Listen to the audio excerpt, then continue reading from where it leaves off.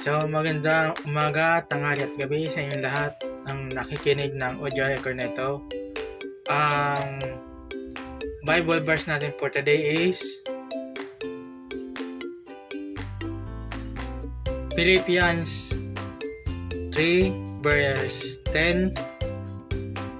Ang sabi dito, nais ko ngayon na higit pang makilala si Kristo, maranasan ang kapangyarihan ng muli niyang pagkabuhay, makabahagi sa mga paghihirap niya at matulad sa kanya sa kamatayan niya.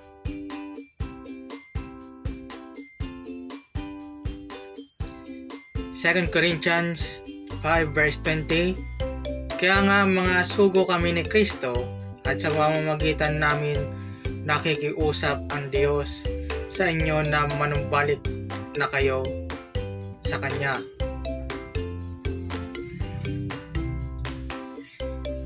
The Epistle of Paul, the Apostle to the Romans, chapter 5, verse 5. At hindi tayo binibigo ng pag-asang ito sapagkat ang pag-ibig ng Diyos ay ibinuhos na sa ating mga puso sa pamamagitan ng Espiritu Santo na ipinagkaloob sa atin ng Diyos. John chapter 8 verse 31 to 32.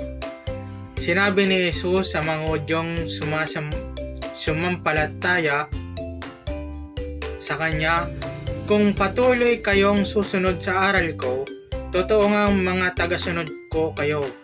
Malalaman ninyo ang katotohanan at ang katotohanan ang magpapalaya sa inyo. So yun lamang po ang Bible verse natin for today. Maraming pong salamat sa pakikinig.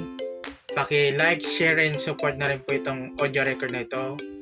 Maraming pong salamat sa inyong lahat and God bless. Yun lamang po.